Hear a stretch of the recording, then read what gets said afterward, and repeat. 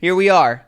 We have a special guest today. We do. It's my dog. Yeah. She will definitely make an appearance. She's eating uncaged. her treat right now. She's uncaged Yeah, what do we and think, 8 uncontrollable. minutes? I don't know how long it's going to take her to get through those. And as soon as you hear some heavy breathing on the microphone, you'll know who it is. Halfway through the podcast, oh God! Yeah. It's just tagging my face. Normally we have a caretaker, but it's a weekend, so she'll be around here in a minute. She's little. But, dude, I got a lot. I got a lot this week. Oh, do you? Yeah, I don't Nice. even know where to Let start. it rip. I got a couple things as well. Do you want to begin? No, go ahead. I don't know. I just watched a video that I wasn't even going to take in that's on... It's on Coffee Break, a channel that I mentioned, and it is on the reproducibility of scientific studies. So you and I have already talked about Amy Cuddy's whole thing that we reference, which is power poses, which don't actually raise your testosterone, at least no one can get it to. Yeah, I thought it was gospel. It was Yeah. a TED Talk that had a bajillion views. She cites a study. I think she still speaks on it. I went, great, this is absolutely how the body works. And Yeah. then no one could replicate it. And she Yeah. actually, I think, came out and had to say, maybe it's not as much as I thought. The as much mechanism as I of said. testosterone rising is not, in Yeah. fact, what's causing it. Well, this is about the systemic problem which creates that. And the underlying theory is that natural selection is at work in things other than humans and animals. It occurs with ideas. It occurs in any sort of institution that has systems set up where some people succeed. And, if there's a survival of the fittest mechanism, natural selection is probably occurring. Mm-hmm. And in sciences, you want to publish. You want to publish groundbreaking things, and you just want it to blow people's minds. Yep. And there's actually not a lot of checking that's going on. Well, it takes a while to check. Someone else has to set up an independent study and replicate And there's your no results. glory in that. There's no glory in destroying one of your colleagues' things. And not even destroying, just casting some doubt on it. So it's really interesting. It clearly goes far beyond science. But the incentives are such that without even necessarily wanting to cheat, you're going to get bunk science nonstop. That's what the system is created to produce, is groundbreaking, fascinating, new research that keeps you your job. And one of the guys that he just got a quote from, the guy who postulated the Higgs boson, I don't know if you remember hearing about this. It was like this, one of the particles or energy things, I don't even know, that they postulated might be there. This guy was 5 years ahead of the time. He worked on it forever. He said he could never have done the research that he had to do to get to the Higgs boson if he were hired today. He'd have been fired, because similar to how CEOs have to produce every quarter, and that natural selection makes companies be evil, the natural selection that's going on in the sciences. You don't get 5 years. You don't get 5 years to do groundbreaking research, which is what it takes to push to do thorough groundbreaking research. To have 100 dead ends. And really interesting. I feel like we talk about how the news is untrustworthy, and the thesis of this podcast is don't believe anything. Yeah. There's just so many forces. Except us. Totally us. There's so many forces conspiring out there. 6 not minutes even later, on I'm like, purpose. I read on BuzzFeed today. Yes. Did you hear what BuzzFeed says? So here she comes. Oh, boy. Wow, that lasted a while. Nice jump. Come here. You be gentle with the microphone. That's interesting. Super interesting. Yeah. I don't even know what to take of it, but nothing is real. Well, this is random and pseudo related. Yeah. In the sciences, apparently. So I've gotten deep into environmental, not deep. Let's go easy, Ben. You read 3 articles on the started Amazon. looking into environmental stuff. Apparently, the ozone was running out. Apparently, it's fixing itself. Good. They banned 180 countries got together and stuff. banned certain things, and it stopped being destroyed, and then now it's regrowing. So they think in 40 years it'll be back to new. No kidding. Yeah. Good. So skin cancer, not a problem. I don't know. Don't wear sunscreen, people. You heard it here first. It's unnecessary. So yeah, I thought that was cool. Interesting. And then so the Amazon stuff has also been happening. Yeah. You know what's funny? I'm sorry. When you type in Amazon Fire, you just get a bunch of articles about the Kindle. Oh, really? Yeah. Nice. I was like, fire Amazon Fire. I had to go back like 6 articles to get. No. There's actual fires in the actual Amazon. So I don't know a ton about it. I really only watched Hank Green's thing, which I'm sure you saw as well. Well, the one thing I thought was interesting, and you can't prove it, but I did think, because of the way that things are being written, that the Amazon had spontaneously caught fire, similar to how the California wildfires work. Yeah. Thought it was like, oh, the Amazon is burning. That's what everyone says. So I was like, oh, okay, that's surprising. And his thing made me realize, like, oh, someone lit fires in the Amazon. Yeah. I didn't realize that. Yeah. So This is my dog, by the way, everyone. Yeah. She's surely in frame at this point. Hi, girl. She's going to make sure that you hear from her. She hates when I don't pay attention to her. Yeah. She's how old? She is 3 months old. Okay. So she's going to keep going forever. This is the next hour.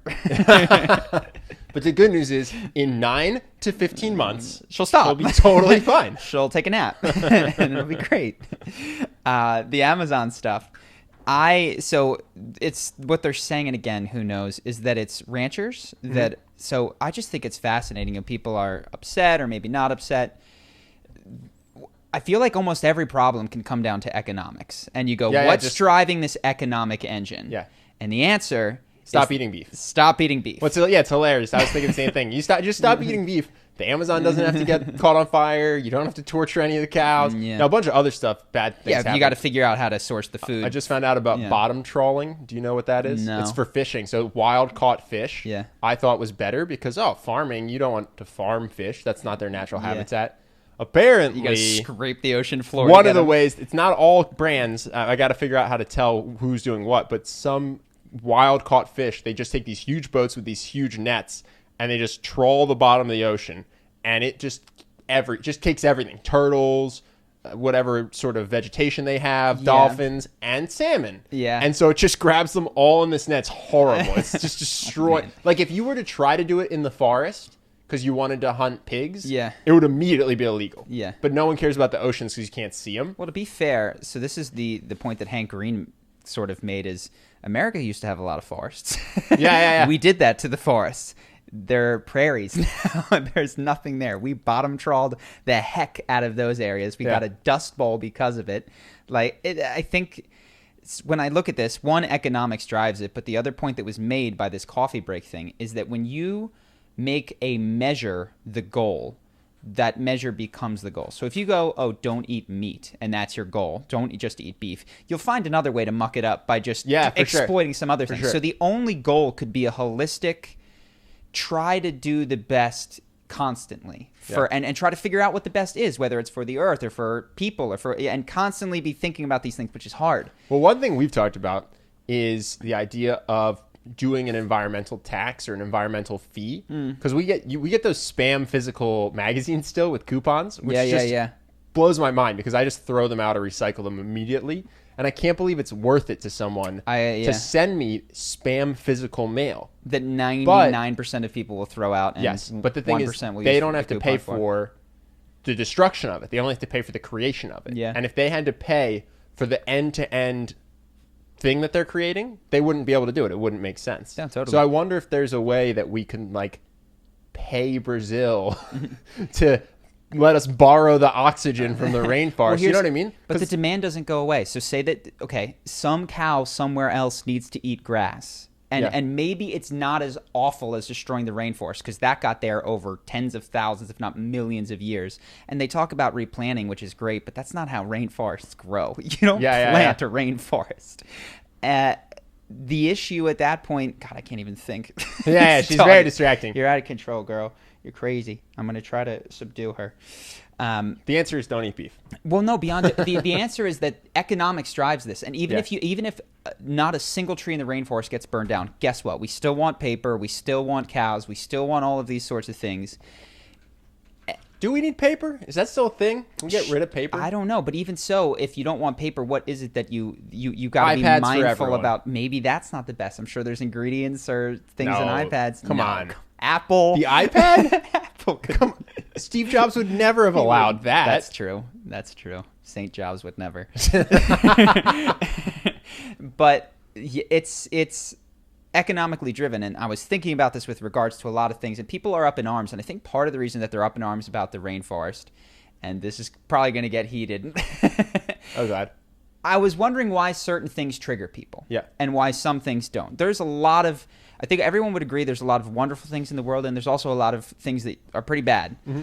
And some of them are close and some of them are far away, but some of them capture sort of the public's eye. And I think really the things that capture the public's eye are the things where you go, there's nothing I have to do to change this. Mm-hmm. So when you see, for instance, in China that they're having that festival where they kill a bunch of dogs, people lose their minds. because there's nothing that you even could do or have to do to change that except freak out. Yeah.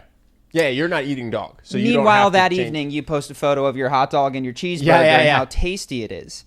You're not upset about the things that Pete is upset about. Now, Pete is upset about it because they've made the leap. They've made the leap to that, and they want other people to change. And what I see is, I think part of what triggers everyone upset about the Amazon is there's nothing they have to do to change about it. But if you told them, oh, no, this could be fixed, just change your habits. Yeah. Just never eat beef again, and this will be fixed. I did look it up. It's only 2% of that particular Brazilian beef is exported to the U.S., but it's mostly going to Asia. I'm just saying if you told people that, you might see a dimming in the number of upset people because they do a little math. They totally. And I was trying to apply this to different things that are hot button issues. Yeah. And I think it makes a lot of sense. I look at gun control, and what I see with gun control is a perfect situation for people to get upset, which you've got one group of people who are adamant that guns are an important way of life, and another group of people, in which I count myself, that have never shot a gun, that have no idea what a gun is, right. And getting rid of every gun would be literally zero sacrifice to me. And so there's this never mind, and people are going to freak out, that it is not the number one way to save lives, that it's not the number one way to stop people from dying violently, which might be car accidents or enforcing the speed limit or having severe restrictions on drunk driving or breaking the speed limit, right? All things that we all like to do. We're far less adamant about it. And then we'll add a bunch of post hoc rationalizations about, well, this is different because it's so violent, or this is different because of XYZ. And I really think the commonality there is, I'm angry because I don't have to do anything. Yeah, totally. I have to sacrifice nothing here. And it's hard to do, but what I am trying to do is, when I find myself triggered by this stuff, go, one, look for your involvement. So with the Amazon, it's eating meat. It's being a heavy consumer of plastic goods in the takeout that I have and all that kind of stuff. And then going, okay, if I'm truly angry, time to make some sacrifices. Yeah. Because as hard as it is for you to not, and me to not eat meat, and me to take out less, that's as hard as it is for the corporation to not burn down the Amazon, or the farmer, who it's probably harder for him just to figure out another way of life other than cattle grazing. So what is my message? My message to myself, and then if anyone else is listening and is inspired, is look inside. I'm not saying that collective action can't work or isn't important. I'm saying that when you figure out how to change your ingrained habits, then you can potentially start to help a corporation or the world change theirs. But if you can't do it yourself, you got nothing to teach anybody. It is, and again, I'm not trying to harp on this one, but it's just what is causing the particular rainforest one. But it is interesting that I see a lot of uproar about how bad the Amazon fires are. Come here, go. But no one is therefore, or not no one. Not a lot of people are therefore changing any behavior. They're not talking about using less paper or eating less meat. They're just talking about how it's really bad and we should stop it. And not they should stop it. Well, people like to say we. They like to say we in the sense that it's like, I want to be included in the credit for solving it, but not in the responsibility. Which is tough, because if you look at a lot of the world's problems, I'm not saying you personally are the biggest contributor, but habits that you have multiplied by the nation are. Yeah. So if you're looking at climate change, using air conditioning in a hot summer ain't so good. Eating beef, really bad. Flying, terrible. I think we looked at the top 4 things that we contribute. It was heat and air conditioning. It was it's not your phone charger. It's also super easy to get a hybrid car now. Also, hybrid cars don't necessarily solve the problem. The bigger issue is that you might not get to drive everywhere you want by your lonesome. You might have to sit on some public transportation. You might not get to fly to take that amazing vacation and take that beautiful photo in Bali because of the amount of pollution that goes in. If you take it seriously. But I want to do all that stuff. So yes, and maybe if other people just. And so the question is, when you're asking, I think it's often difficult to recognize that you're asking someone else to sacrifice every time you're asking the world to change. Yeah. You're asking the farmer to sacrifice. You're asking someone to give up something that is near and dear to them. And you got to learn how to do it yourself. And it's no fun, and it'll make you more persuasive and less of a zealot, I find. Yeah. That's as I stopped eating, at least, because I still eat fish, but beef and all that stuff. I recognize that it's hard. I recognize, and I encourage people, but I don't scream quite as much as I think I would if I just thought about the problem. Yeah. So yeah, it's a crazy world, man, right now. I got some other crazies right here. Here's one that just popped in my head. Do you see the guy who told his crush that he loved her with like an 874 Rubik's Cube? That's all I know. You just said the only part I know. I know they'd never spoken. They'd never spoken? They'd never spoken. It's amazing. So I love how these human interest pieces make it into the news. It's fantastic. But the guy, he had a giant thing, probably a little bit taller than him, I think, of Rubik's Cubes of her face. And yeah, they'd never met. Can you imagine being that woman? And the guy's like, hey, I made this for you. And you're like, I'm sorry, who are you? How did you get this image of me? What is happening? How did the guy, this is what I find fascinating, get that idea? Because this idea exists in our movies, particularly when we were growing up. I remember like Can't Hardly Wait and those sorts of things. Can't Hardly Wait was about the guy who wrote her a note about how he'd admired her from far for 4 years. It's so creepy. And when she finally read the note, she realized that her boyfriend, and that has never happened in the history of ever. Well, what's also great, and like I understand that sometimes this is true, but I always love those movies because they just make the guy that is her boyfriend just immediately has to be such a piece of shit. Yeah. Versus what would actually happen is like, he's probably just a dude. And by the way, this creepy stalker is like just a creepy stalker dude. Yeah. And neither of them's great or bad, but it's worse to be a creepy stalker dude. So, but in the movies, it's always like, oh, he's so pure and this is so great and this isn't creepy at all. Well, and the boyfriend's obviously a total scumbag. The purity comes from idealizing her without knowing anything about her. That's the trait that these writers have decided is attractive, despite the fact that it never occurred once in the real world. Yeah. They've never witnessed that happen. And somewhere that kid watched a movie or saw a thing where Can't Hardly Wait, or John Cusack coming out holding up the stereo, that iconic scene. Nobody wants that, but we've seen it before, and luckily most people you don't. want it from someone you like. You wouldn't like him if he did that. Okay, but for instance, like if he was willing to do that, if he was willing to dote on you from afar, if you get in a fight with your boyfriend, okay, you do like the over the top gesture. Yeah, I've done it when I was 19. Okay, and it's appreciated because there is that like zeitgeist. I would even go so far as to question if that didn't, in the long term, hurt. Oh, your long term relationship. for sure. Now, is it pleasing in the moment to take? I'm not an saying Instagram it's a good photo? strategy. I'm not saying it's a good strategy. What I'm saying, yes. So here's what I'm saying to anybody who thinks like that, which I don't think is a lot of people. Got it. I see what I thought you were just trying to discuss whether grand gestures are good or bad. Because I think grand gestures are good in relationships. Yeah, you think they're good inside of relationships? Yeah. Like, give me an example. It's your wife's 50th birthday and you decide to show up with 50 roses, even though that's an obscene number of roses. Well, to be clear, that compared to an 874 Rubik's Cube, if her 50th birthday and she gets 50 roses as a grand gesture, we're on the same page. Okay, got it. Okay, if that's what How many hours did he put into the... I don't know, but I think most people are sitting at home being like, that's what Ben thinks a grand gesture is, buying her roses on her birthday. Like you get Postmates and you pay for it. Whoa. Like a grand gesture, like you know what I mean? Huge. Yeah. I went out to dinner with Grace, and we never go out to dinner. So, like, going out to dinner. Grand gesture. Okay, I got you. Yeah. 84,000 Rubik's Cubes. So we've exposed gesture. ourselves. What we think a grand gesture is zero grand gesture. Yeah, but that sort of stuff, if you're considering it, and I know there was a guy in high school that we went to that laid out a bed of roses and had a rose trail. What? Yeah, it's a girl in your neighborhood that you grew up near. Oh, no kidding. Yeah, what? I didn't know that. A trail of roses up to her bedroom with will you go to prom with me? And there's, like. Wow. Yeah. I didn't know that. They were dating at the time, and I'm sure she liked it. But she was also 17. Yeah. To close in on the point, that stuff doesn't often serve you well.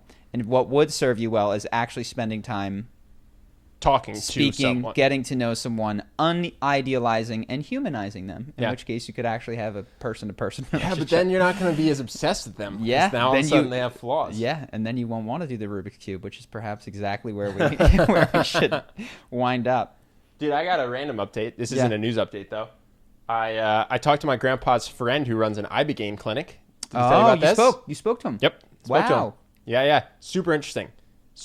Yeah, so you were reading me the placard or whatever it's called. That was different. That was Aubrey Marcus wrote about the difference between Ibogaine and ayahuasca. Okay. But I spoke to him. Very interesting. So he was a gym trainer, just a regular salt the earth guy, like not a great relationship with his father, grew up not necessarily like a white collar guy, but then becomes a trainer, and he's super fit and gets addicted to painkillers.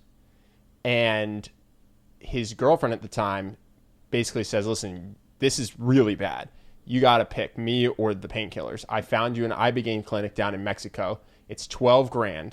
You have to go or we're going to break up. And he's like, I don't have $12,000. What are we talking about? She's like, doesn't matter. We got to figure it out. So they save for months. He goes down there. Well, he's still on painkillers, I presume. He's still on painkillers, and he's still but he's committed working verbally. as a trainer. Wow. He goes down there, and when he comes back a week later, kicked painkillers, has never done them since. Yeah. And just goes, this is the truth. This is insane. What am I doing? I'm helping people be fit, but this is life-saving. Yeah. Shuts down his business and opens up this clinic in Mexico, which is pretty awesome. Wow. And he said, he's like, listen, where I went, this is not a 5-star place. This is dirty Mexican facility, and it wasn't clean. There was no real guidance in English. Did he tell you about his experience on it? Yes, we'll get to that. Hear that. We'll get to that. But so he said, I wanted to open something that people could feel safe and good about going to it, because he was like, I was sketched out when I went. And so they opened this all-inclusive thing where you go down, you take the Ibogaine, they give you the food. It's this beautiful place. You can go swim with dolphins during the day and stuff like that. And also, I guess Ibogaine... Presumably not while you're on Ibogaine. Well, no, but Ibogaine, I didn't know this. I guess the way it metabolizes, it creates something in your blood that gives you like a 30 to 90 day window of a rosy feeling. Really? So yeah, so what it does is it creates this window, this pink window, she said, where you take the Ibogaine. It's a very intense experience. So just to catch people up, I believe it comes from a root or a bark in Africa. Yeah, I don't know. It's been used in the treatment. There's a Vice documentary that's fascinating. Same story with a guy with heroin to treat serious drug addiction that can't be kicked. I asked them because it's expensive. You know, they said it's $5,000 to $15,000 depending on how long you have to go. Because if you've been addicted to heroin for years, you might have to go for 2 weeks. You know what I mean? If you are a Navy SEAL with PTSD, you might have to go for 5 days. Yeah. But that's the light stuff. So they do PTSD. It's incredible. It's incredible. So they do drug addiction. I was like, who should do this? And they said, we think everyone should do this, but we get that because of the cost, it's really when it becomes something that's going to change your life. Well, beyond that, I'm scared of the experience. They said it wasn't that bad actually. They just did a dose recently. They do it at least once a year. They don't think it's particularly terrible. Okay. I've heard that it's yeah. No, I agree. That it's like 48 hours of misery. So I don't know. I'll read you. I took a lot of notes. I'll read you what they said. But I thought it was interesting. They said that the things that it's for: drug addiction, PTSD, severe depression, severe anxiety. So you have panic attacks and they're ruining your life and you can't function.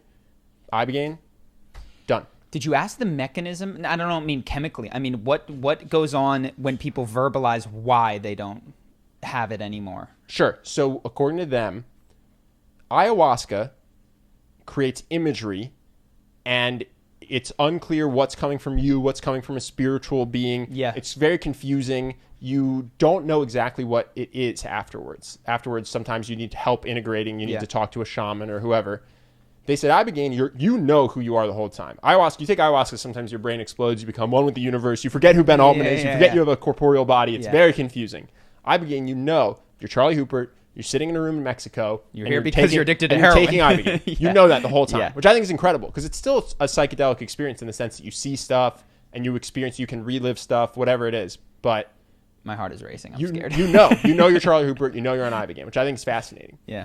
So then you take it and basically you get flooded with insights about your life. It cuts through all the self-deception, all the bullshit. And so what it helps you do is release things, they said. So basically, drug addiction, people don't start doing heroin, I think, just because it feels good. Or you don't get addicted to heroin just because it feels good. You get addicted to heroin because of your childhood, your peer group, whatever it is. And so this helps you to see your life, know it for what it was, but release being so hung up on it. Got it. So you've got an issue which the heroin was treating. So you're a Navy SEAL. The heroin is like you're a Navy medicine SEAL and in you some have ways. PTSD, right?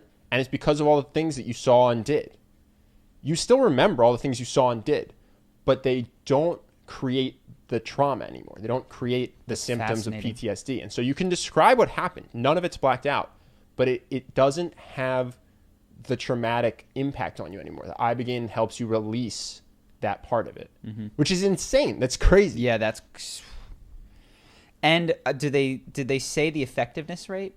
I'd be curious if they had a follow-up rate after 6 months. I don't know. Let me check my notes. All good. That would just be a question that I would have about it.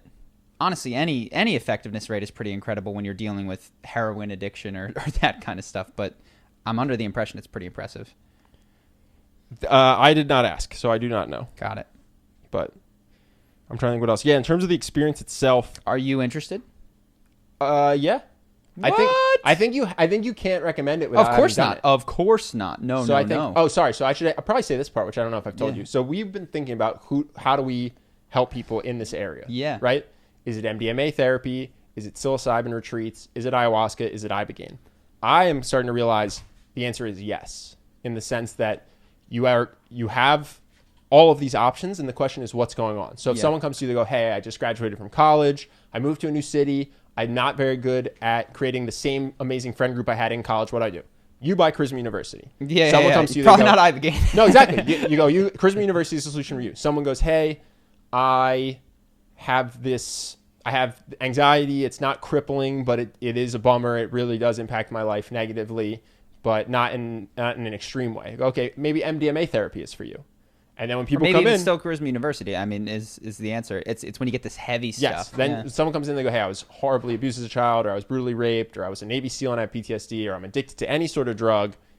Then you go, "Okay, we actually have something for you in this product suite," and it's a week, and then you're done. And it's you go to Mexico and you take Ibogaine with these people. So that's what I'm starting to realize. If your only goal is to take people from wherever they are to better, to life improved, better relationships, happier, healthier.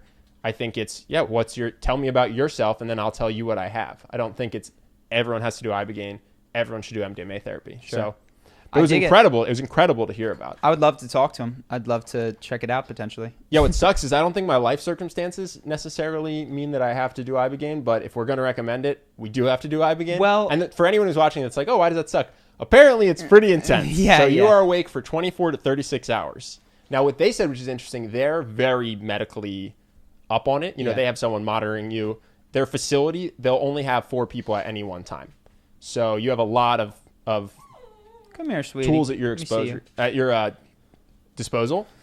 And so they'll say if you are struggling to sleep afterwards, you'll take it in the morning. They can actually help you get to sleep at night by just monitoring what's going on in your body. So you don't have to have that. Because if you take Ibogaine, sometimes you just go on a 3-day oh, I haven't slept in 70 hours. Journey of pain, man. So they're like, we kind of figured out how to get around the worst parts of it. But darn. I knew that when I heard the words Ibogaine and I watched the thing, I was like, I'm going to have to do this one day. Not because I was addicted, but because of the incredible power that it had. And I didn't. Until I talked to these people, I was like, I'm never doing this. And I didn't think it was going to be soon. I don't want to do it, but I do think you can't recommend it until you've done it. Of course not. So. And I wouldn't. Even after you've done it, I think that will give you such a respect for when not to recommend it. No, it's intimidating. I'm trying to think what else. Oh, it's interesting. It's much more internal experience than ayahuasca. Yeah. So they block your eyesight and they put nondescript music in, so you can't really hear your surroundings. Does your heart race when you get this? Because I've had enough bad eye experiences. Challenging. Where when I hear about psychedelic experiences, my heart races. No, I don't get that. But it's super internal. So you're just like mask on, ear things in, 12 hours like that. Yeah. With no sensory input besides basically white noise music. And I thought that was super interesting because in ayahuasca, you walk around, you open your eyes. Sometimes you break the rules and talk a little bit. I'm definitely breaking them rules. You can't, dude. The only person in there is the person who's helping you make sure your heartbeat is in the right place. Can we talk? Hey, I'm having a bad time. I'm reliving some trauma I would like to discuss.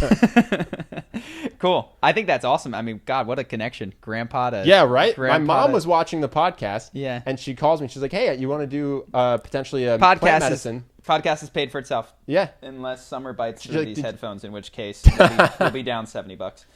Yeah, she's like, do you know your grandpa knows someone who runs a ayahuasca clinic? It's like, why would my 80-year-old grandpa know anyone that runs an ayahuasca clinic? And then it found out it's not ayahuasca, it's Ibogaine, but still. This is a good general point, and people ask us, how did you make friends? How did you do all this kind of stuff? You do not know who in your current circle has got some crazy connection or some crazy commonality with you. And if we had just said, hey, We're going to keep this one close We're to just the going to hip. say it to each other. And We're maybe not gonna broadcast ask it. people that we kind of know are in it. We would have absolutely missed this. At no point on that list is grandpa or mom. My mom doesn't do ayahuasca. Why would I ask her? Oh, yeah, get the camera, girl. That's good. Very nice. All right, let me see if she has to go to the bathroom. Okay, we're back, and crisis averted for 35 seconds. So I was thinking about our video on alpha, and they were doing a video on being cool, and also masculinity kind of worked its way into this thought process. But there's certain things in life, not everything, that you are or you are not. And any attempt to become it takes you farther from it. So take cool, for example. Oh, you think? I think I'm going to disagree with what you're about to say. I think part of what makes people cool, and I mean in the moment. You can act cool, you can fake cool, but what cool is, if you just go to the definition, it's a relaxed nature. It's a come what may sort of attitude. I'm not worried about this. But I think you can acquire that. Sure, you can become over perhaps an extended period of time. I believe in change, to be clear. Okay. What I can't do is when your friend's like, when your friend goes, be cool. It's like, you can't. But I don't think someone is born cool or no, I think absolutely you can take not. someone who's not cool, who's not calm under pressure, who gets nervous in social situations, or who freaks out in sports when the game's on the line. Absolutely. And I think you can show them how to be cool and genuinely. So I think there was a time in my life when I was not 6 feet tall. I became 6 feet tall over time, and now I am 6 feet tall. But if when I was 5'6", you told me be 6 feet tall. Sure. There's nothing I could have done in that moment to do it. Yeah, my only caveat is there's a lot of people who can never be 6 feet tall, and I think most people can learn to be calm under pressure, cool, whatever you want to call it, socially comfortable. Yes, but it's not instantaneous. No. And at first, which is okay, we talk about the dip. The effort takes you a step back. Well, it's investing in loss. I don't know if we've ever talked about this in the podcast, but the idea, if you shoot a basketball funny, right? You shoot like you're throwing a soccer ball. Yeah. And someone shows you the correct way to shoot. At first, you will get worse using the right form. It's called investing in loss. But eventually, the best you can ever shoot like this will never compare to the best you can shoot like this. And so I think similarly, when you're trying to learn how to be confident, you take where you are. Now you're going to try to learn all these habits. At first, it's very possible that you'll be trying too hard, or you'll feel weird, or you'll get in your own head, and you will be worse. But then if you continue with it, you come out the other side ultimately better. And what I would add to that is that certain goals are not, we're like being cool. We're going to do a video on it because it's appealing to people. But the goal of being cool is not one that's going to be advantageous to anyone, because by trying to be cool, which is in its definition a laid back, relaxed sort of an attitude, you're trying and you're taking yourself away. So like, oddly enough, part of the advice to be cool at least is to relax. With masculinity, this is why I was thinking about it with my ex. One of the things that I realized when we broke up is that I'd kind of lost that masculine center, and I made a video about it. And I was following her on her emotional journeys, and I was up and I was down, and that was not how I had lived for so long, for 25 plus years. And we have friends who are in relationships and they sense that happening. I've seen your video, man, and I need to reclaim my masculine core, they say. And they go, I'm going to be more masculine for her. Yeah. And it's like, this entire project is doomed, because part of what being masculine is you don't do it for someone. Yeah. It is or it isn't. And if it's not, there's nothing wrong with that. You are, you're not. It's not a goal that's worth having in and of itself. Yeah, I know a guy who he said, I need to be more masculine for my wife, so I'm going to start going to the gym so I can get like bigger and stronger, so that she'll respect me more. To which my thought was, that's definitely not how masculinity works. It's not based on body mass index.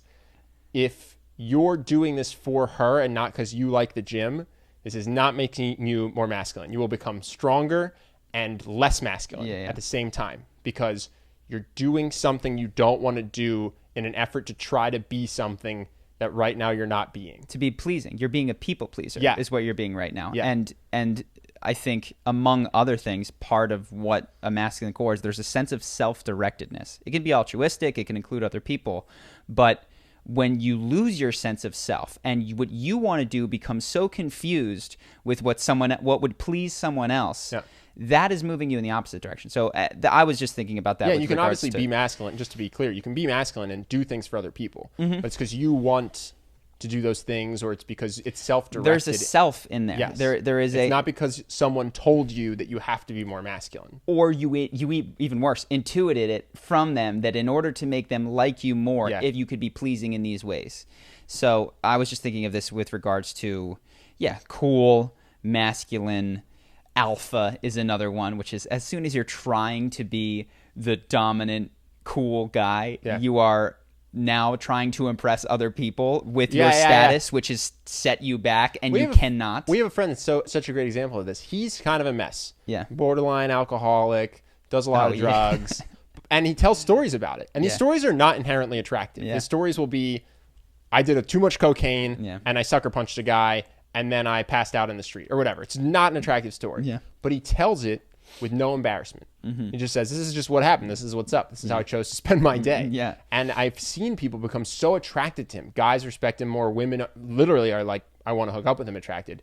And it's not because what he's saying is attractive. It's because he doesn't care how it makes him seem. He just is. He's just a guy who's smart, but sometimes makes mistakes and loves to do cocaine and get drunk. And that's just who he is, and he's not doing it for you.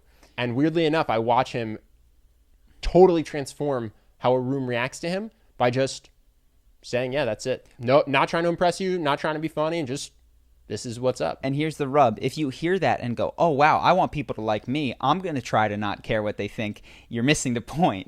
It's because as soon as you want them to like you by not caring about what they think, you've taken a step backwards. So it's this weird paradox of you can become 6 feet tall, alpha, cool, masculine. You can become all of those things, but it's not necessarily a direct line where you set that as a goal in mind and it happens. It more happens as a result of other things, kind of like enlightenment. Like you can't try to become enlightened, but you can meditate a bunch and eventually eventually hit that Zen point. All of those things have that Zen sort of quality to it. So I don't know why I was thinking of that. We have these videos coming up that are on Cool and Alpha and all that stuff. Speaking of masculinity, though, this is a B of a segue right here. Good. Nice. This is maybe even an A. We're getting better. This is an A segue. So Gillette, you remember that thing. They just had a Procter & Gamble call with investors where they did an $8 billion write-down, non-cash, of the Gillette brand. Now, to ascribe any or all of that to that commercial is irresponsible. Yeah, for sure. It's definitely not the case. What they were saying is that, and this is true and was true and kind of, I think, prompted that commercial. They were trying to distinguish themselves. There's these low-cost competitors coming into the market. Last time they assessed the value of the brand was 2005. It declined. Sure, Dollar Shave Club came in and just wrecked them. Yes. So some people are like, this is what you get for making that commercial. But then upon looking deeper into it. Also, to be clear, this is a write-down, to your point, based on the 2005 numbers. So this reflects the last 14 years. I believe so. It doesn't reflect the last 3 months. I believe it reflects a long time. And perhaps that commercial was a last-ditch attempt to take them out of that backslide and they're like, it didn't work. We lost $8 billion of value. But just, I saw that, and it was interesting because you can guess the political affiliation of the person who wrote the article with the one headline, which is after toxic masculinity ad, Gillette loses $8 billion of value, and that's got one trigger, and then you dig into the facts on Reuters, which are still, of course, there's bias and everything, but is more of just the numbers in the call, and it told a different story. It didn't save the brand. It didn't save the brand. It didn't save the brand. May not have been the death knell. May not have crushed it. Yeah, but still got $7 billion of value. Yeah, P&G is going to be okay. P&G is okay. Gillette's okay. They're not going to go out of any store. I just thought it was interesting. Yeah, they wrote it down. Let's see if I have any more. And then I think that's just the other thing. This is more for you, but I was with my brother Henry, and he's watching his Instagram stories, and he likes to watch these guys who are online business gurus. You know this, and he constantly just saves all of their ads because he finds it hilarious. Yeah. and the one he was just screaming about, it's this guy who says, I've spent $115,000 on Facebook ads he says, I'll tell you his ad, you're going to find him. He says, what separates the men from the boys? I've spent $115,000 on Facebook ads, swipe up. And two thoughts, which Henry got, which are totally true. One, you're obviously going to tell your best number. And if your best number is how much you've spent, that's a bad sign. Yeah. That's a bad sign. Versus like, you want to know what separates the men from the boys? I've made 10 million profit this year. Okay. And the other thing, I've spent 115 grand, and I'm not going to tell you what I got for it. Yeah. Well, depending on the industry, if you're doing an info product, maybe you'll make 2 or 3x, and maybe you'll make that 115 back, and maybe you'll do this. Yeah. If you're doing what my brother does, which is e-com, and there's physical products and you're drop shipping and that sort of stuff, I asked him, I said, how much did you spend? He said, I spent $500,000 last year. Lifetime, I've spent over $1 million on Facebook ads. And my brother is not insanely wealthy, probably shouldn't be teaching any courses, isn't your mentor. It's funny, I think. Don't swipe up. I think the reason he likes to watch that stuff is because he is more successful than a lot of the people. Oh yeah, whenever they cite their numbers, he goes, I'm crushing that. I'm crushing that. I'm crushing that. And it shows because guess what? He's not trying to get... he's, you know what he's doing? Making money by selling products. Trying to optimize his business. Doing? He's trying to make money by teaching you how to make money. By teaching you how to make money. If he could just sell products and make money, he wouldn't have to teach you. Yeah. No, it's very, very hard to find a business coach that's not just a pyramid scheme. Because a lot of people are business people teaching you how to teach people how to do business. Yeah. They're like coaches training coaches to be coaches. Yeah. And it's really, it's basically an MLM. There's a generational thing to it where you can trace the great grand coach of coaches. The grand guru. And it's, at what point did anyone have a business that wasn't teaching coaching people how to make money? How to teach people. Yeah. Who did anything valuable? Yeah. Who helped anyone to actually sell something besides advice? Sure. Yeah. So that I just see that stuff, and I wrote that down when it happened. I was like, gosh, this gets me fired up momentarily. Well, it's hilarious. It's truly hilarious to quote your costs. That is ridiculous. Yeah. Like, why is that something that anyone would aspire to? That, you know what could have happened? You could have lost $115,000. I hope you got some. You know what I think happened? I don't think you made a bunch of money. No. Because you would have said it. Yeah. You would have said, you know what separates the men from the boys? I spent $115,000 on ads, and I made $500,000 revenue from it. And after costs, that's $200,000 in my pocket. Or you would have just said, I made $200,000 in my pocket. Yep. You wouldn't be bragging about how much you spent if it was worth spending. Yeah. Nor would you be here trying to get coaching. Exactly. You also wouldn't be trying to teach it. The other thing that Henry often points out with these people, and because they'll show you, here's my numbers. If you zoom in on a lot of their businesses, they love this. It's a one-day launch for the business teaching business advice. Yeah, is what you'll find oftentimes. So you'll get these, and maybe it's a month number of the business advice. But there's no actual business under all the layers. Entrepreneurs, let's give some context. So what happens is these people will say, "I'm going to teach you how to drop ship products from China. Yeah, look at how much money I made last month." But they don't edit what they're showing you. So what you see is that it says what it is, and it says the course. It'll be like drop shipping info product. Mm-hmm. And so they're saying, I can teach you how to make money by selling products, and showing you a revenue number from when they're selling the advice, which is not what they're going to teach you. Yep. And on top of that, to your point, a lot of these guys, to create more buying, they open these products and then shut them down. And they might show you a week. They might say, I made $100,000 this week. And what they're not telling you is that they are not going to make money for the next 11 weeks because they only offer it once every 12 weeks. Yeah. And so what you think they make every week is actually once every 3 months on an info product that they aren't going to teach you about. Yeah. And what they've actually made taking products from China and selling them in the US is nothing. Yeah. Like, I'm particularly passionate about about that stuff. I pay close attention to it. And then the last thing that I have is there's one particular guy that I always watch, and he said it's just the lunacy of the secret. This is how things become reality by imagining them, where he's just citing his future income numbers, and he's candid about the fact that he's losing money today. He's lost money for 7 months. He's lost a lot of money for a long period of time. He's candid about it. And he says, but this is how things become reality. I'm going to make $2.2 million in the next 3 months.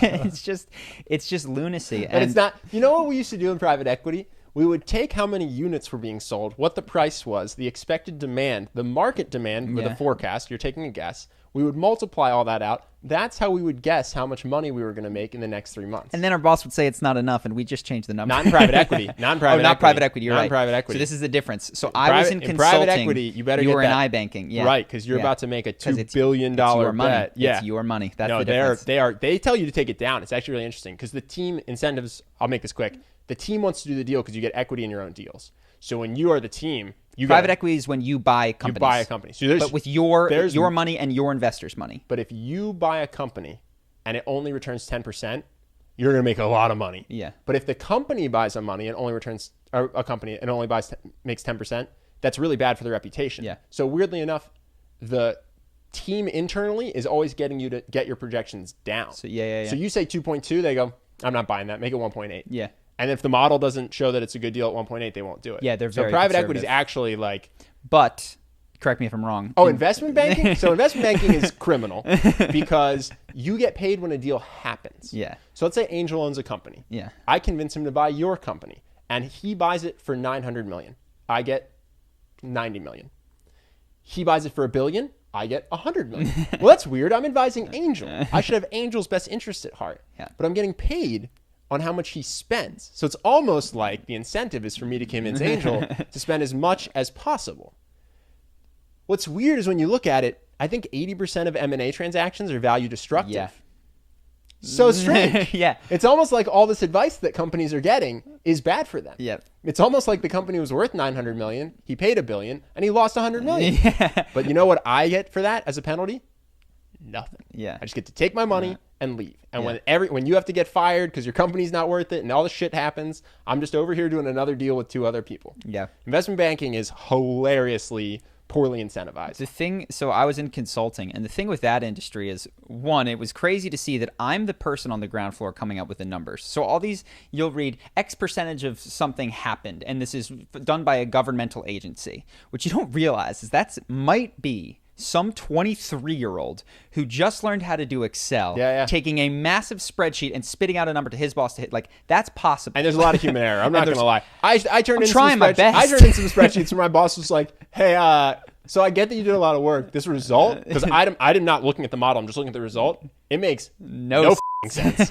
Maybe you should go back and check your numbers. And I'd go back and he would have pointed out exactly what was wrong without looking at it. And I was like, sorcery. Yeah. And what I don't realize is because he's not in the weeds, he can just look at it and go, this is literally makes no sense at all. Yeah. So, I mean, I did that on more than one occasion. A lot of human error. But even when I'm trying my best, and even when the incentives are there, it's me. Me trying my best. With 1 year of work experience. And there's people looking over it, but nobody's quite as deep as I am in making some of the data level decisions. But beyond that, what I saw in consulting is that there's so much ass covering that is covered by consultants, because what you want a consultant for, I mean, there's a couple of things. One, we work with the government, and you don't want to lose your budget at the end of the year. So if you don't spend it all, they're going to go, oh, you don't need it, we're going to take it. So the end of the year, you just blow it. You just blow it on consultants. And here's what you get them to do. That's where your tax money's going, everyone. Things that you don't need, because you didn't need it. So oftentimes what they'll do is maybe you'll come in good case scenarios. You come in as cover for them, meaning there's something we'd like to do, but we need an outside party to say so and to say that it's good. So politically, this can happen. Unspoken, but just so you know, if you guys don't sign off on it, we're probably not going to hire you the next time we get something signed off on. But that's not even the worst case scenario, because you dig in and you take a look and all that kind of stuff. What's actually was just demoralizing were the ones where we just really don't need this.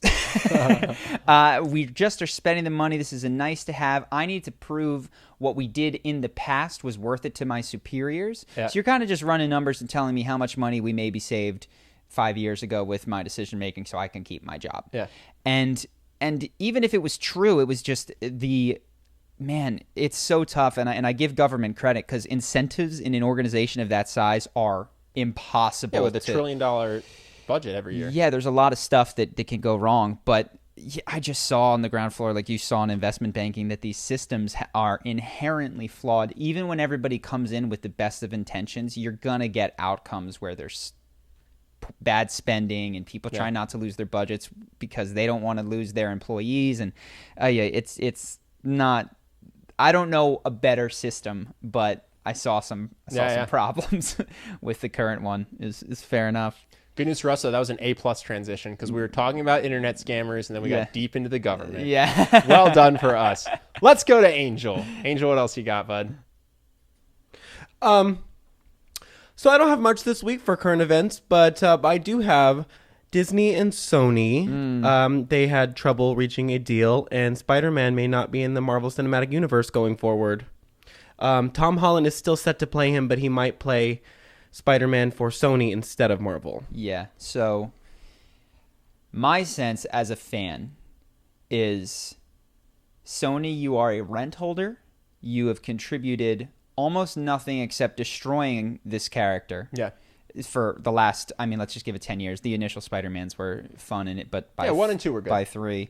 Yeah. Sure. And as a fan, I selfishly don't care if you make a dime on that property. Yeah, I want to see Tom Holland see Marvel I want to see Kevin Feige yeah, exactly. and that team do a movie that I want to see. So I don't care if Disney is a monopoly. I don't care if Disney's a bully.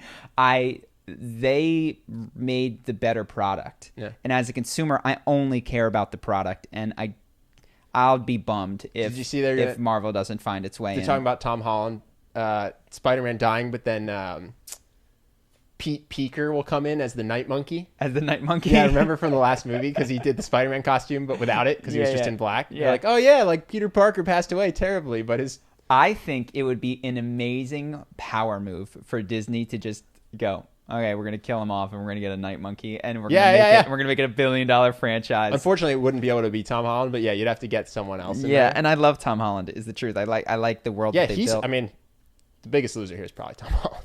No, he's fine. He's going to get a movie no matter what. And but he's got to do it with a bad writer and a bad director. I'm on record. Marvel's going to be involved. I don't think Sony's that dumb. I agree. They know that they're not good at it. Now, the only thing that could potentially get in their way is that Venom did okay, which, by the way, was not very good. No. Like, I'm glad that you guys made some money, but if you continue to put out movies of this quality, it will not last. Yeah. People are going to get fatigued of this very, very quickly. Yeah. No, I think this is all posturing. I think that Tom Holland will stay in the MCU as Spider-Man. They'll make a deal. The other thing is, we were talking about this. Marvel doesn't need Spider-Man. I'm actually surprised that they even have him at all. Because I don't know the exact arrangements. They don't get to make all the money from it. And they could just do a Vision and Wanda movie. They could do Black Panther. They could do Doctor Strange has another movie in him. I'm sure you could do one with the Hulk. They can't release as they've got movies slated up through 2023, 2024. They got the Eternals. There's an Asian superhero whose name I don't know.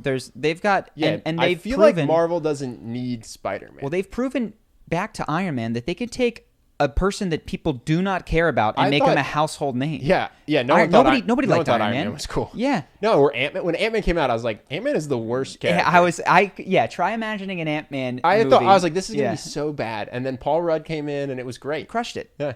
So, if I'm Disney, I would like the child in me wants Spider-Man, but I'm making shrewd business decisions and going. Oh, I think they're just like, okay, so you're saying that we just do any of the other movies we have planned and we keep all the money? Yeah.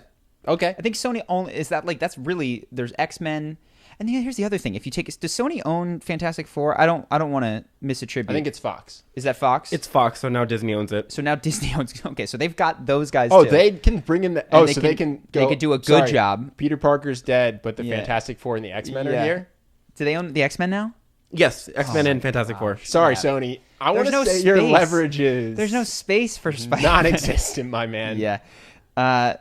It's an interesting thing, and again, I don't have a better system, but that Sony owns the intellectual property of Spider-Man, which is, I get it, they bought it, they didn't create it, they did a good job at start, but it's been a long time since they've done something positive with it.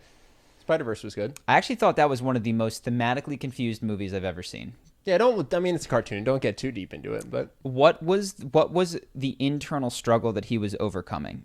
I don't know. He lacked confidence in himself. It was artistically interesting. There were some funny moments. They introduced main characters halfway through the thing. I actually thought it was pretty bad. I wish we had talked about this when we mentioned YouTube channels that we like, because I really like this one. I think it's Screen Rant. They have one called Pitch Meeting. Yeah. And it is hilarious. You're not going to learn anything, but it is so funny. Yeah. And they had a Spider-Verse pitch meeting, and when you watch it, you're like, you know what? I didn't realize that this movie had so many problems until I watched this, but This doesn't make a lot of sense. I was actually aware of him when I was watching. I wasn't hyper engaged. I know that I'm in the minority there, though. That's a great. If anyone just wants to laugh, Screen Rant. Pitch meeting is hilarious. All right, what else we got? No more current events this week, but did you guys want to do fan questions? Yeah. Let's do it. Well, first of all, I just wanted to say you guys mentioned in the last podcast that you weren't sure if you wanted to continue doing fan questions. And overwhelmingly, they said, please stop. Actually, no. They Shut the whole thing down. They overwhelmingly said, I can't figure out how to unsubscribe. My phone is broken and I can't unsubscribe. No, it's the opposite. The consensus was that a lot of the comments said they wanted to continue fan questions. They liked the engagement. Yes. And, you know, some people are saying, even if I don't particularly myself have questions, a lot of people ask ones that apply to me. So a lot of people seem to like the segment. So great. I also saw, because I was looking for things, that they wanted potentially a podcast on the business. So let's do that sometime this week. Yeah, we'll do an episode. What do we got? So the first question comes from Fosmal. What up, Fosmal? They ask, whenever I'm hanging out with my core group of friends, they sometimes pull out their phones and it bugs me a little. 1, how can I get them to stop doing it without being forceful? And 2, is it healthy if we pull out our phones and start showing each other memes and funny posts on social media? This usually happens when we have been hanging out for a while and the conversation starts to get dull. I'm just thinking, how do I stop without being forceful? So grab them by the throat. Take their phones, smash them. I'll give you a little shout out. We went to the gym the other day for an hour and you didn't even bring your phone. I was so impressed. I don't have much on my phone. I have it with me now because I have my notes. But yeah, not, I'm just saying. I was impressed. Yeah, there's not much happening on my phone. ex-girlfriend used to do this all the time. It made me really mad. So I am with you. It is frustrating. Did you figure it out? Yeah, broke up with her. Yours? Well, it's been, this week is the week, man. No, man. Everybody's ex is calling him back. I have an ex from 8 years ago that I liked a lot. I'm hoping she's the one that calls me. So, do you have any suggestions? Did you... No, honestly, I'll say I made a mistake. I didn't bring it up. I watched it happen, got frustrated, and then I took it upon myself to be like, okay, well, because this is what I do. I always blame myself and then try to be perfect. So I was like, all right, obviously I'm not being interesting enough. You know what I mean? Like we'd be out to dinner, just the two of us, and then she'd pull out her phone and start looking at Instagram. I'd be like, all right, well, this is my fault. Everything's my fault. And so I need to be more interesting. I need to blah, blah, blah, blah, blah, instead of just, what I wish I'd done is say, listen, I find that rude. You don't have to stop, but like, we'll just stop going to dinner. I could just be at home. And you could ignore me at home. You could be on your phone while I do something left else. The house to hang out with my friends. Like come to dinner to hang with That's you. what I wish I'd done. Or I truly wish. I mean, I can remember it vividly. It was like first 3 months was the first time it happened. We were out at a nice restaurant and I didn't say anything and I just internalized my own blame. And I don't know if you should do it in the friend group, but what I wish I'd done, just been like, hey, just how I feel. Like it's incredibly rude to sit here while you're on your phone. We don't have to be here. My friends are back we live in the same apartment. So if you want to hang out on your phone, let's just bring food in. You can hang out in the room and I'll go hang out with my friends because I don't need to sit here and look at the top of your head while you look down at your phone. Yeah. Even if it's for 5 minutes of an hour dinner. Like the only thing, and it's totally cool to feel whatever you feel, but I'm sort of thinking a lot about trying to not change people and no, it wouldn't have been a threat. Yeah. It wouldn't have been a threat. I truly would have just rather been hanging out with you and my other friends. So she can be on Instagram on the couch. So perhaps when you communicate to your friends, and you really have to think about this, I think the first question is, would you rather stand up and leave or sit there and have your friends be on their phone for a while? So actually know your walkaways. And what you can say this wasn't a bluff and it wasn't meant to be manipulative. What I truly wish I'd just gone like, you know what? I don't have to pay $300 for this stupid ass fancy meal. Yeah. Like you are on your phone. You don't want to hang out. Let's go home. Sit on the couch. When you get bored of your phone, you can come hang out with us. Yeah. But I'll be around other people who are talking. Yeah. So it wasn't to manipulate. It wasn't a threat. Yes. I just wish that that's what I had actually done. So I'm going to riff here because this is actually not something that I have been personally upset by. I don't know if it's because my friends don't do it or I just have not really encountered it is the truth in a way that's upsetting to me. Yeah. What I would riff on is saying, yo guys, totally cool if you want to stay on your phones. I don't love it, so are we going to do this for a while? If so, I'll bounce. So we're like truly rank things in order. Now, if what you're saying is number one is hang out with my friends, number two is watch memes with my friends, number three is be alone, then you're in a position where you truly have no power. Because what is really tough to do is to convince other people to change their behavior for your sake, not for their own sake. Yeah. So that's why the route I went was, okay, I'm going to try to be so interesting that she doesn't want to pull out her phone. that's an effort to try to make her genuinely not want to pull out her phone.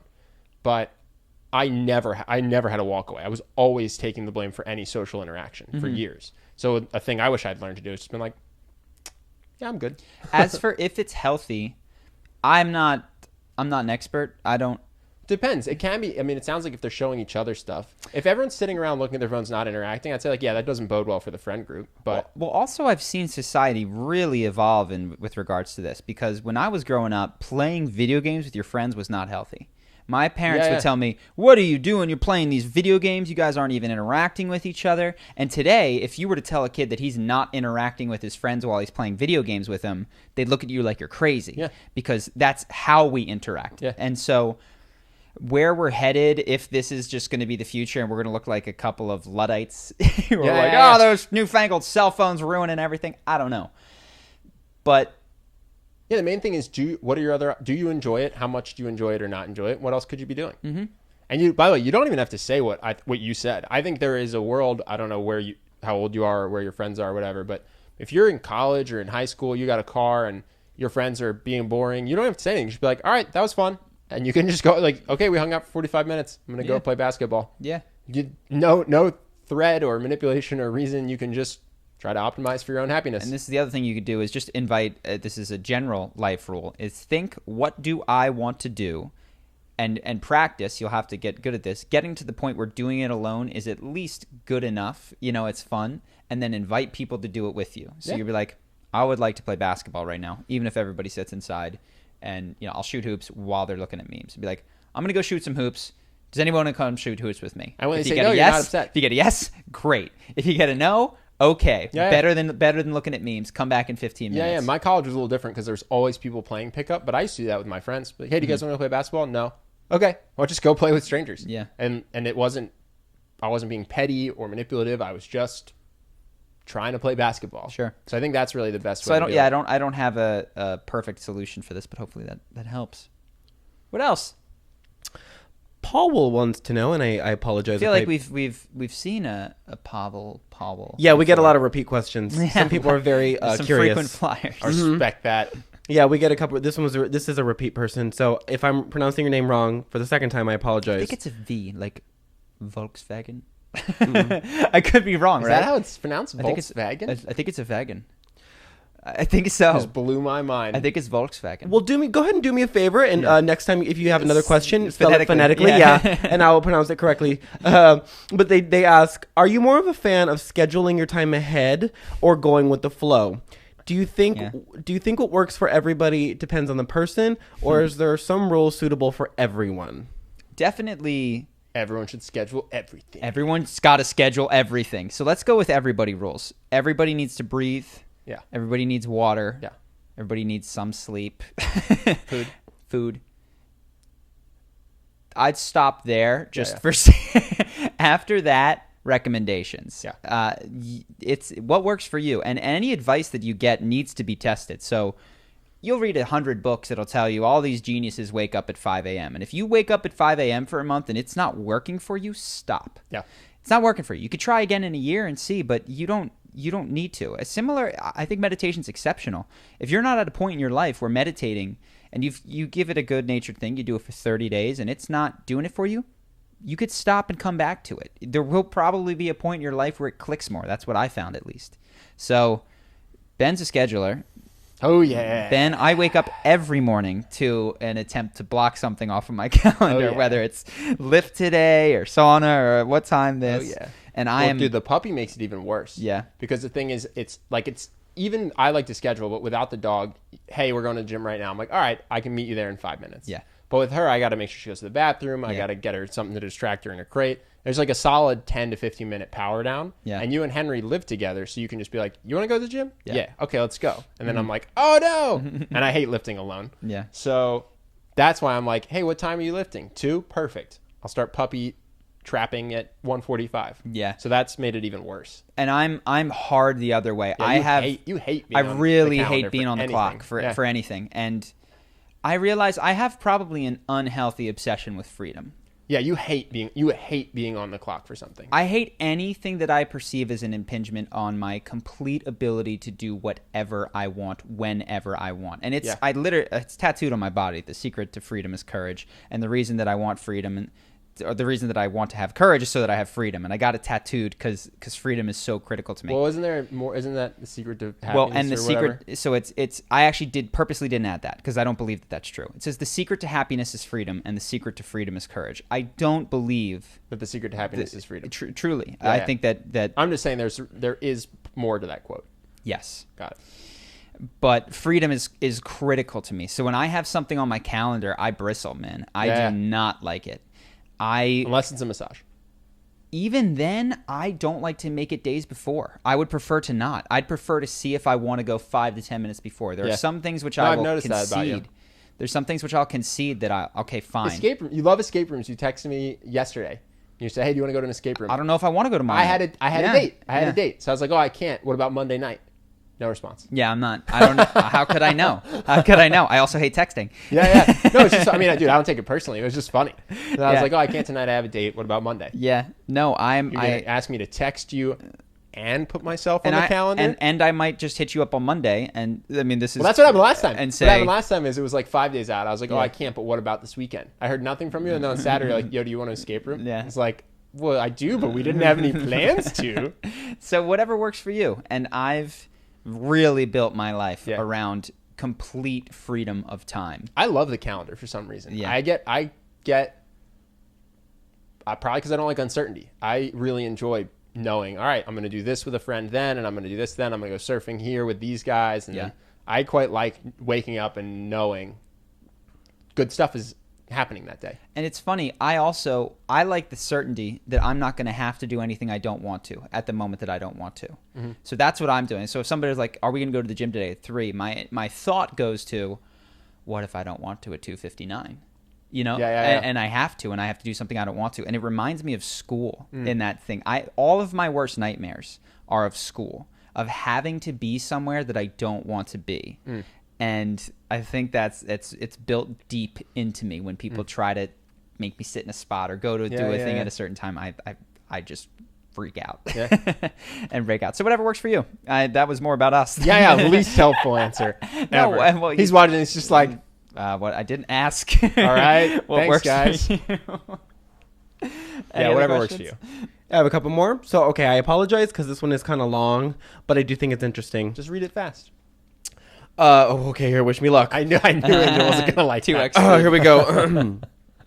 I'm curious about your opinion on outsourcing work overseas and whether charisma. Do you want to do it? No. Yeah, read it. Okay. I'm curious about your opinion on outsourcing work overseas and whether Charisma on Command does this with any parts of the business. I'm reading the 4-Hour Work Week and have loved most of Tim Ferriss's advice, but the section on outsourcing was one of the only parts of the book that bothered me. Specifically, the idea of outsourcing to countries whose economies aren't as strong as yours and leveraging currency differences to pay employees in other countries less than you would pay an employee in your own country. Halfway through. I understand that the living wage in these countries is lower, and so the business owner isn't actually underpaying the employee, but something about the whole concept made me uneasy for some reason. I haven't finished the book yet, and I'm not sure if the ethics are discussed later, but I wanted to hear your thoughts on this practice. So let's start at the easiest questions. I don't think he really does touch heavily on the ethics of it. No. We do used outsourced labor. We have it from all over the world. We have some that are cheaper and some that are more expensive. Some in Norway. In Norway, our video editor is Norwegian. Quite high, apparently. Yeah, minimum wage is through the roof. And then we have a number of primarily support team that is in the Philippines. We got Philippines. We got Egypt. We got Canada. We got it's a global organization. Yeah, actually, no, gosh, yeah. So let's just touch on the countries that we have. So we have a Canadian. Well, do the foreign language channels count? Like, does Lucho count? He's doing our Spanish channel. Yeah. So we've got most continents. We're covered. We've got Canada. And if you take the foreign language count, we're everywhere. Yeah. Everywhere but Antarctica. South America. We got Egypt. Europe, Africa. Yeah. Egypt. There's Australia. Philippines. Do we have any Aussies? I don't think so. I don't think we have any Aussies. All right. If any Aussies want to translate into Outback. That'd be so funny. You're talking and then there's all subtitles. Right, oh, good day, mate. Good day, mate. God, every Australian watching this just died inside. I'm sorry. So we do have it, and then feeling uneasy with it. So you raise an interesting question. I will tell you the way that I think about it, but I haven't thought heavily about it, so this might have holes in its logic.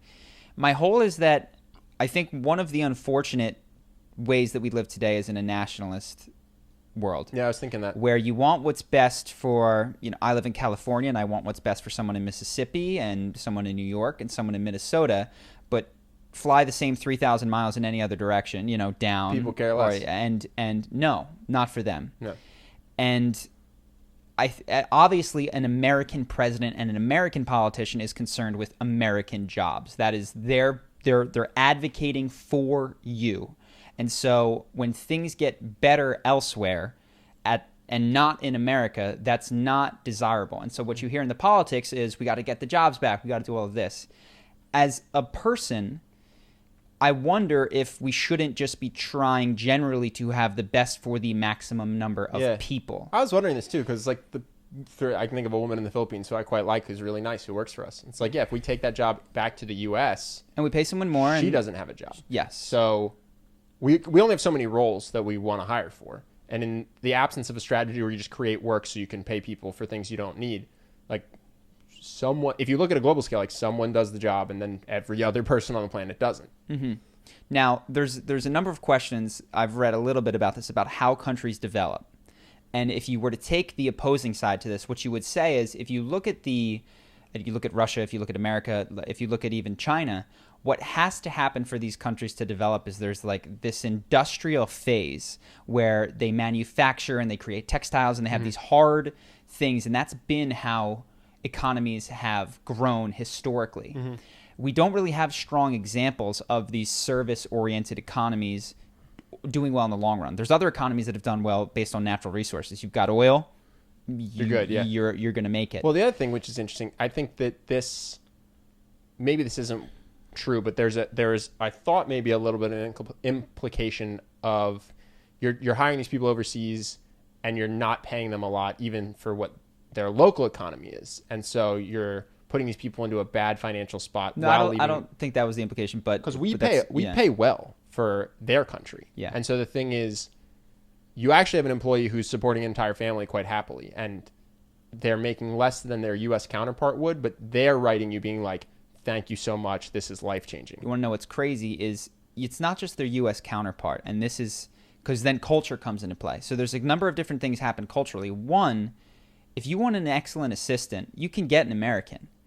Philippines has so many incredible assistants who know so many different software things because this is what has happened. Yeah. So they have this culture of friends teaching friends how to do this, and you want a digital marketing assistant. It is legitimately hard to find someone with the same sort of broad stack capabilities. This woman can do coding, she can do design, she can do Photoshop. It's impressive. She's a Jill of all trades. The amount of skills that she has, Yeah.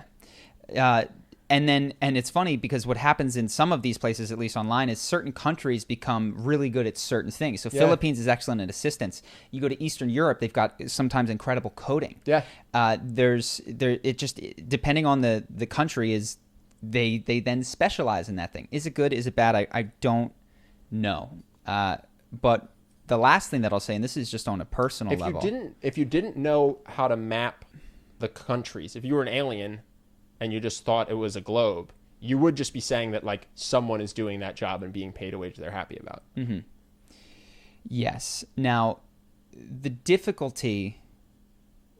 What do you do in the U.S. if you need to earn a U.S. wage? Well, there's a number of difficulties because the argument for capitalism, and then this is a zoomed out. The argument for globalization and capitalism is that over time, you're going to get the best work at the best price, and the market will figure it out. But what happens in the interim is the span of someone's life. Mm.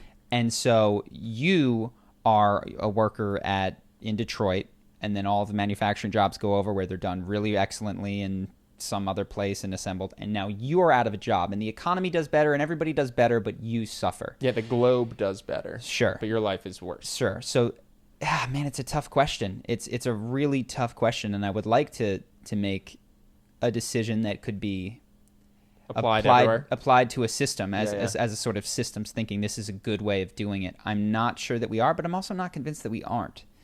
the last thing that I just think is interesting on a personal level is we actually sat down with some of our assistants and we said, look, we want to increase your roles in this, and we want to, a lot of them are on hourly work. Yeah, more responsibility, more pay, switch to a retainer instead of hourly. And potentially even fewer hours, because we said we no longer want to pay for, I'm not interested in your time, I'm interested in results that you create. So if you can get this done in less time, which by the way, I think we've sort of created a system where you can, I'm interested in paying you more because I think you deserve it.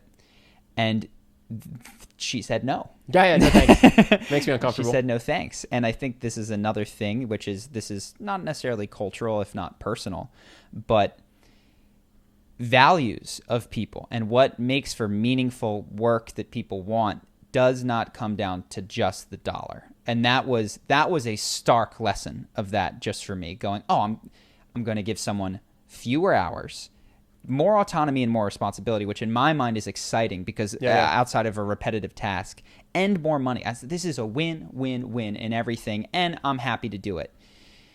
And it was a no, because I didn't understand her model of what makes her feel comfortable and happy. And part of it is, I think, a sense of familiarity, is a sense of not going into something where she feels that she's likely to make a mistake in a serious way or fail. So gosh, all of these considerations come in when you're thinking about how to run a business and what's good for people in the world.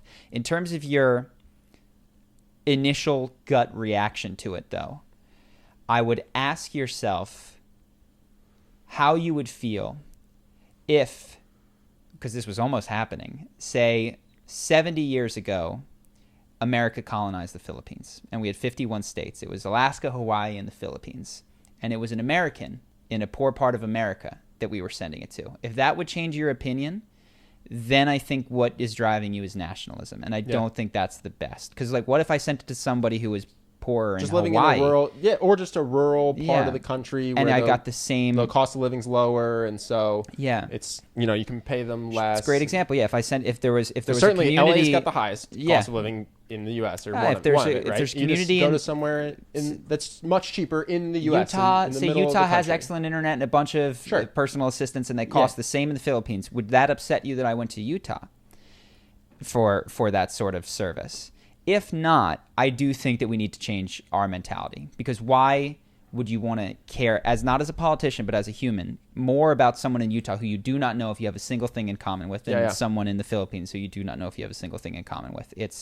They're just lines on a map. They're all people. Cool. Yeah. Good question. Good question, though. I mean, I also thought about that a lot when we were starting this. Don't have a great answer, though. Next question. Any others? Yeah, we have one more question, and it's a bit heavy, but here we go. Yes. Heavy or heavy? Heavy. Ooh. Well, not okay, I should rephrase. It's not heavy, it's just... Let it rip. Okay, okay. So this comes from YouTube user None. None, yeah. That's their name. Nope, just None. None, N-O-N-E, None is their name. No. Oh, I was taking it for like None, like the lack of name, but maybe that is their name. Maybe it's no name. But None asks, what do you do when you don't know your purpose in life, or when you don't know what you want in life? You try different things, but nothing seems to resonate. And that's our question. Sure, great question. Yeah. What do you do? So I think that I think that I've never been much of a purpose person. Everyone says you have to find your life purpose.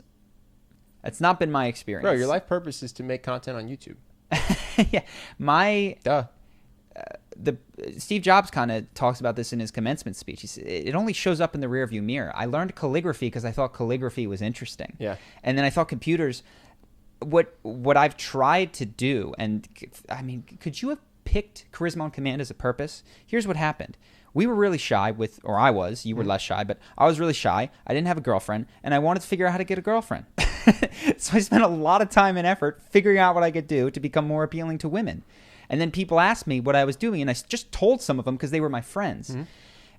And then I got... Yeah, there was a gap. There was a 4-year gap between learning charisma for our own lives versus trying to start a business about it. Yes. And so if I'd come in with a purpose-driven mentality, which is, no, the things in my life have to be done with an end goal in mind, not because they are pleasing or interesting in and of themselves, we never, ever, ever would have wound up with Charisma on Command. The path there was so circuitous. So, well, and I think some people, let's say a purpose-driven business would be like Charity Water, right? Our goal is to make sure that no children are dying because they can't get access to water. It's a great purpose. It's a great mission. But again, the way that it became a business or a charity is because Scott Harrison was doing something he didn't like, which is promoting at nightclubs. So he quit. He decided to go volunteer in Africa. He saw this problem and it touched him. And he went, I'm going to try to do something about this.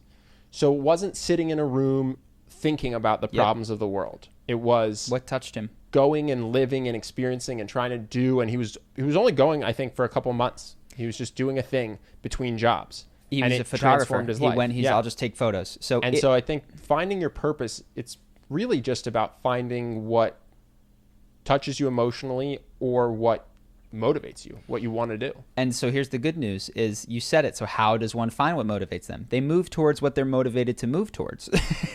What energizes you to do? Do that thing and don't do it with an end in mind. Now, do many of these things, right? If Steve Jobs had just done calligraphy, the picture wouldn't have come together. But he moved into calligraphy and into computerization and into other things. So you explore. So for people that don't have a purpose, and I could have never told you when I went to Costa Rica the first time that I was going to become very interested in the world at large. I'm just going to go somewhere, and this is a place that I'm capable of going this semester. It's a little bit cheaper than Europe. Yeah. Like that put me in Costa Rica. So good news is that I think purpose is something that is seen in sometimes retrospect once it smacks you, and then you can stick the course. Well, I want to chime in here. Not everything in your life has to drive to the same purpose or even a purpose that's not one step removed. So, for instance, my dad loved hockey, wasn't quite good enough to play in the NHL, was playing in college, but just was like, I can't make a job out of this. What he wanted in life was to be a pro hockey player, but what else he wanted in life was to have a wife and a family. I don't think he particularly wanted to sell steel metal or to build stadiums and boats, but he needed a job. He needed to make money, and he likes his job, and he really likes his coworkers. But I think that his purpose in going to work at first was to provide for his wife and children, and now he's grown to love it because he's been doing it for years. But his purpose wasn't to build as many stadiums as possible. It was to provide a good life for his family. And so I think a lot of times people now, they kind of think that everything they have to do has to be right for that first focus or for that first purpose. I don't think you need that to have a good life. I'm not saying it's bad. I'm not saying you can't shoot for that. But I don't think you have to beat yourself up just because every second of your day isn't spent, I'm going to do a job because that job fulfills me and that job's purpose excites me, and then I'm going to do this hobby because it's like you can play sports that you like and do a job because it lets you have a family which you want, and that's a totally great way to be happy and fulfilled. So I don't think everyone has to be starting Charity Water. So the thing that we have a video, How to Find Your Passion, which I think it's got a number of questions. I can't remember all 4. But some of them that you could ask yourself are, what do I currently spend money to do? These are my let's see if we can remember all 3. Go ahead. There was 4. What do I have a backlog of unfinished work in? And this is not to get your purpose. This is just to move you towards the things that you're excited about but afraid of. So before we started Charisma on Command, it was a blog. I have and still have a Google Drive folder of, I'm not kidding, hundreds of half-written to three-quarter written documents that are my thoughts. And, okay, so where do you have a backlog of work? Where do you have a bunch of sketches? Where do you have a bunch of things that you've kind of stopped, but you just do it on your own? I think a good one is, what do you think about in your free time? When you daydream, when you zone out on the bus, or when you're in the shower? A lot of times I would be thinking about conversations that I had and wish had gone better, or future conversations I could have. That's how you know I really liked people and I was obsessed with the psychology of people. So it's like, what are you spending money on already? What do you spend your time thinking about already? I think those will help point you towards what you're passionate about. But again, this isn't your purpose. This is just something that's going to fire you up to explore. Which could build into a purpose or could just be a great part of your life.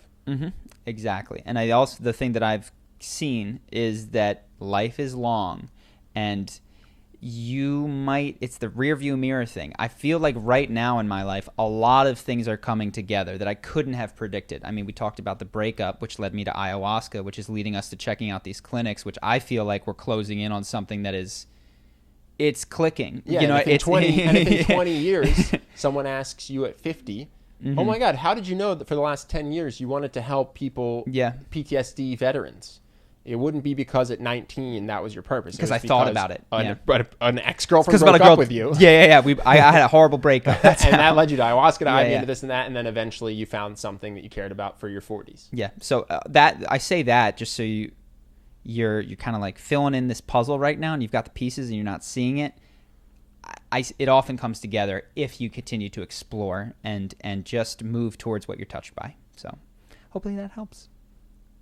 Let me see if I had anything else that I wanted to tell you. Come here, girl. Because I know that we probably have 45 minutes of podcast, 15 minutes of Chasing Summer. So here's a couple just random clips. We throw them in. If you guys want to... I was just gonna let everyone know. This is why the podcast was so random today. This little goober. These are just random things that I was going to tell you, but whatever. It's our podcast. Yeah, sure. We can edit it. So there was somebody... The most work Angel's ever had. Sorry, Angel. There's somebody who reached out asking for business advice. You know who I'm talking about. And I think I might have mentioned this to you. And he wanted us to give feedback on his online persona. Yeah. Did I tell you about what I sort of looked at? No. So he sent me an Instagram. Well, you said he sent you a video. He sent me a video where it was great, very likable. Right? Yeah, sent me a video where it was very likable. So you were like, you're doing great, dude. Yeah, your online persona. But then you said you watched his Instagram. So I checked his Instagram, and so it's this comment of, it reminds me in some ways of myself. This is the initial writing that I did is like this, where it's, if you want to fucking learn how to be an entrepreneur, you better, and it's got one F-bomb per paragraph. Yeah.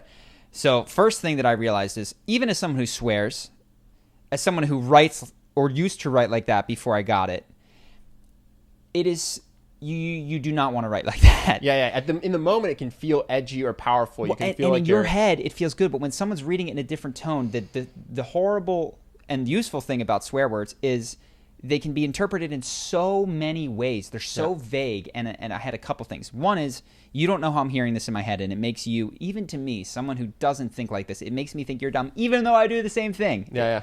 2, it's the laziest adjective you could ever do. It's so lazy. Do you mean there was one point where I didn't know if he meant f***ing in the term of sex or f***ing in the term of screwing someone over, and it could have worked either way in this context because this word is so amorphous. Yeah. So it's not only is it's just imprecise in addition to that. Yeah. And so that made me think, wow, swearing in writing is you use it so carefully. It also reminded me when I was taking singing lessons, and there's an F-bomb in one of the songs that I sing. And she said, stop hitting that so hard. I was like, what do you mean? She's like, every time you get to you're like, and she says, everyone does this. They get to a swear word in a song, and they punch it. That's the one they got to nail. And just say it like the other ones. And I know that you think that you are, but practice saying that one less than the other ones, and you'll say it the same as you say every other lyric, which I thought was fascinating. That is fascinating. And then upon listening back to it, I was like, oh my God. Can you sing it? Can you give me like a little? Yeah, it was Harder to Breathe. What is it? Now we're going to get copyrighted by UMG. I don't know because I don't know the... I was hoping someone will hold you like I can. We'll get the lyrics. It's whatever it was. But it's supposed to be like, hoping someone can hold you like I can. But instead it was like, hoping someone can hold you like I can. Yeah. And it just comes off so... You're just jacked up. When you you got a swear word in a song. So that was the swear word thing. But the other thing which I thought was interesting, which I said to him was... I think people often don't consider their purpose in writing, and particularly when you're on Instagram. Yep. So the post has a purpose. This is to fire people up, and he's trying to be edgy. I think that, not edgy, he's trying to distinguish himself and express these guys, these other people are not good enough. I'm different than them. Mm-hmm. But there's comments where people would ask, and maybe they're the type of comments asked by people who never purchase. They go, hey, does this work in my country? Hey, I thought that e-commerce wasn't working in 2019, these sorts of things. And he responded to them very, if that's what you think, you'll never get it, type. And what I said to him was, what is your purpose here? If your purpose is to address objections, you should address the objection, because maybe this person won't buy, but I'm looking at it and I see that you've got no answer for these people. The second thing is, okay, presume that forget addressing objections. It doesn't work. These people are non-buyers, and it's just really not worth doing. You're just trying to respond to a non-buyer. Why are you responding to these people? Yeah. What is going on? And so the only thing that either it's a question that doesn't matter because anyone who thinks or it's a question worth answering. Yeah, that's interesting. And I think that I haven't had a chance to speak to him. I just kind of sent this over a voice note.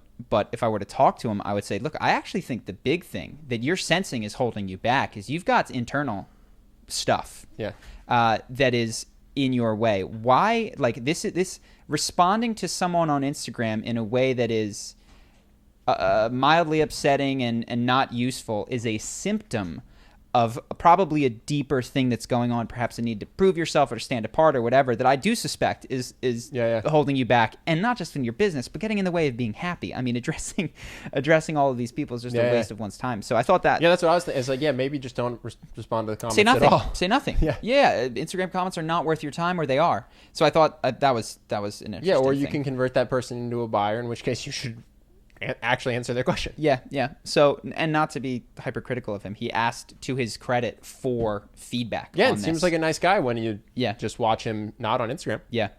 So that's all. Anyways, thanks everybody. Thanks, Summer. All right. Good luck with this one, Angel. Peace.